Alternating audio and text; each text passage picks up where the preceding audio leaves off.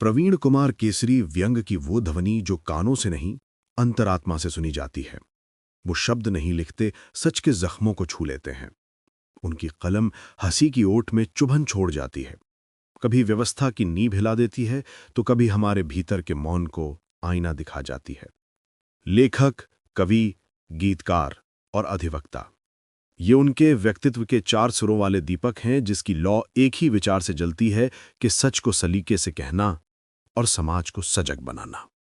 इस बार वे लौटे हैं अपने नए व्यंग के साथ, जनता की जबरन सेवा।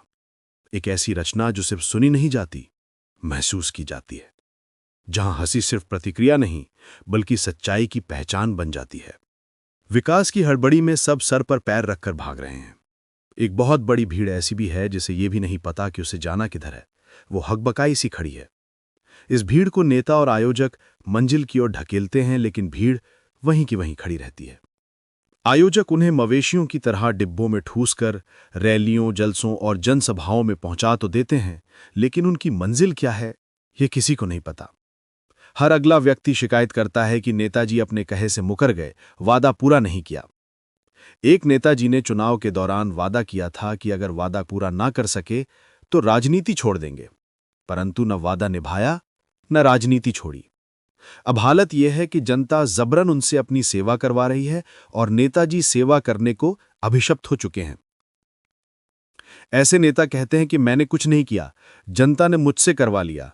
नेताजी की फोटो में जनता की भीड़ होती है और पीछे लिखा होता है जनता का सेवक। परंतु वास्तविकता यह है कि जनता सिर्फ भीड़ है, वोट बैंक है और भाषणों की ऑडियो बैकग्राउंड मुझे मौका दिया केवल मौका परस्ती हैं। आजादी के बाद नेताओं ने देश की जनता को इतना उल्लू बना दिया है कि जनता अपनी असली सूरत ही भूल चुकी है। आज कोई नेता कुछ कहता है, कल उसका खंडन कर देता है और जरूरत पड़ी तो खंडन का भी खंडन हो जाता है। कब्र में पांव लटकाए पीढ़ी के लोग, पुराने जमाने के अनुभवी बताते हैं कि अब आदमी की बात में वजन नहीं रहा। पहले लोग अपनी बात की आन रखते थे, भावुक थे, कहकर मुकरना जानते ही नहीं थे। बौद्धिकता, पढ़ाई लिखाई, शिक्षा का आईक्यू भले ही कम होता था, पर वे लोग जिंदगी भर दुनिया की पाठशाला में पढ़कर भी चालाकी का ककहरा न सीखते। लोग मर तक जाते थे लेकिन अपने कहे को निभाते थे। अब तो मरना दूर रहा, कोई बेहोश तक नहीं होता। किसी की जबान का कोई भरोसा नहीं रहा। तब इसे थूक कर चाटना कहते थे, लेकिन अब वैज्ञानिक प्रगति का परिचायक है, क्योंकि तब नैतिकता और चरित्र जैसी चीजों से इससे संक्रामक बीमारियों के लगने का भय होता था और डर से लोग थूक कर चाटने से कतराते थे। अब वैज्ञानिक प्रगति इतनी हो चुकी है कि इन संक्रामक बीमारियों पर नियंत्रण पा लिया गया है। इसलिए थूक कर चाटना भले ही हमारा राष्ट्रीय चरित्र ना हो, लेकिन हर अगला आदमी शिकायत करता है कि फलाने ने थूक कर चाट लिया। ये एक भावुक मजबूरी है, जिसे वर्षों की सोच और अंतर्द्वंद के बाद एक ऐसे समाज सेवक ने स्वीकार किया जो बीते 50 वर्षों से हिले नहीं थे। न पद की चाह, न प्रतिष्ठा की लालसा। वो बस खड़े थे, जनता के दुख सुख के बीच, एक मौन प्रहरी की तरह।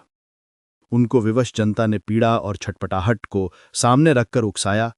मित्रों ने और सहयोगियों ने समझाया कि जमाना तरक्की कर रहा है और आप हैं कि जहां थे वहीं अडिग हैं, जैसे किसी पुरानी मूर्ति को जड़ से गाड़ दिया गया हो। उनके धैर्य और सेवा पर उंगली उठाई गई और कहा गया, आपकी स्थिरता अब जड़ता मानी जा रही है। और फिर समाज सेवक चुनाव में खड़े हो गए। खड़े क्या हुए, खड़े कर दिए गए। मंच पर, पोस्टरों पर, भाषणों में वो सेवक अब नेता बन चुके थे। चाहते तो कोई भी पार्टी उन्हें टिकट दे देती, पर उन्होंने निर्दलीय उम्मीदवार बनना उचित समझा। उनका कहना था, आदमी को समाज सेवा या देश सेवा दलगत होकर नहीं करनी चाहिए, वरना वो व्यक्ति दल के दलदल के फंसकर अपना उद्देश्य भूल जाता है और अंततः दल सेवा करने लग जाता है। उनकी ये दलील जनता के दिल में घर ना कर सकी। तब मित्रों ने कहा, माना कि एक मास्टर पूरी जिंदगी मास्टर ही रहता है, पर आज वो भी ट्यूशन पढ़ाकर तरक्की कर लेता है। आप तो समाज सेवक से नेता बने हैं, सेवा करने का अनुभव है, कुछ तरक्की कीजिए। समाज सेवक के सीमित दायरे से बाहर निकलकर देश सेवक बनिए। उन्हें समझ में आ गया कि वे तो सिर्फ सेवा करने के लिए आए हैं, लेकिन ये सेवा कुछ ऐसी है जैसे एसी दफ्तर में बैठकर कोई मजदूरों को पसीने की महिमा समझा रहा हो। धीरे धीरे पर्दा उठा। उन्हें समझ में आने लगा कि आजकल चुनाव विकास विचारधारा या ईमानदारी पर नहीं, जातीय समीकरण और भाई भतीजावाद के संतुलन पर लड़े जाते हैं। अब नेताओं की तरह जनता भी परखती है किसका उपनाम क्या है, कौन किस जाति का है। विचार, कर्म और अनुभव से ज्यादा उनका सरनेम ही उनका कर्म निर्धारक बन गया था। अब वो समझ चुके थे, सच्ची सेवा का मंच अब राजनीति नहीं रहा। ये तो एक ऐसा रियलिटी शो है जहां स्क्रिप्ट पहले से लिखी जा चुकी है, किरदार तय हैं, तालियां किराए की हैं, बस जनता को दर्शक बनाकर हर 5 साल पर ठगा जाता है। बावजूद इसके समाज सेवक मंच पर खड़ा रहा, अकेला, बिना ढोल, बिना जयकारे, बस अपनी सेवा की रेज्यूमे थामे। और अंततः जनता ने बड़ी उदारता दिखाई, उन्हें चुनाव हरवा दिया, क्योंकि समाज सेवा जैसा महान कार्य राजनीति जैसी तंग गलियों में तो भूलकर भी नहीं होना चाहिए।